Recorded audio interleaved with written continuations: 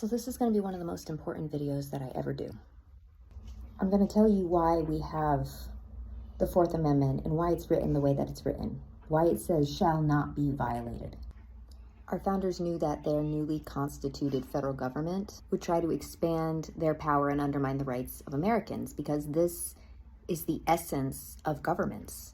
Based on their experience, they knew that equipping government officers with these unfettered powers to search and seize would oppress the people.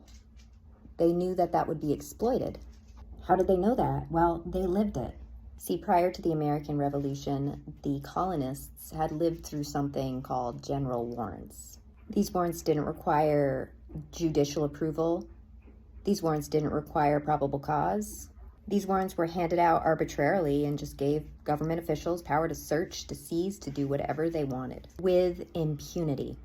Now, the king's ministries could just give out these warrants as they pleased, and this just opened the door for mass, unchecked executive power. Of course, they abused it. So who did the king target exactly with these general warrants? Disfavored religious minorities, political opponents, those who published pamphlets disfavoring the government. Some even used their powers to settle personal vendettas. Does this sound familiar? Does any of this sound familiar? James Otis was a Boston lawyer who coined the phrase taxation without representation, and he railed on these general warrants. He derided them as the worst instrument of arbitrary power, which placed the liberty of every man in the hands of every petty officer. You see, the British officers would also use these warrants to find smuggled good in which the taxes had not been paid. Our founding fathers recognized that giving the state these arbitrary powers to search the people would harm the people in ways that far surpass indignity and trespasses and making people feel bad. This is why after they broke from Britain, many of the states developed their own constitutions, and they put in what we would see as equivalents to the Fourth Amendment in each of their state constitutions. And we have the Fourth Amendment as a country. We live in the digital age.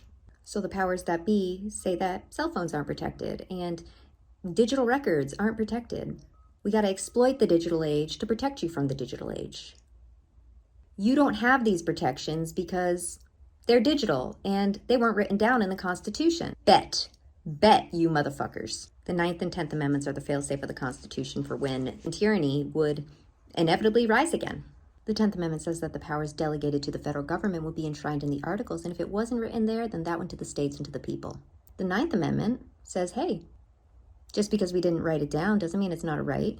You don't get to have your rights violated because the founding fathers didn't write them down. That's what that means, and that's why that's my favorite amendment. In the first major decision breaking down the Fourth Amendment, the Supreme Court ruled that it is not breaking down doors and rummaging through drawers that would constitute an essence of offense, but rather the invasion of an indefeasible right to personal security and the state's unjustified encroachment into, quote, the privacies of life. Security is your birthright. It is enshrined in our Constitution.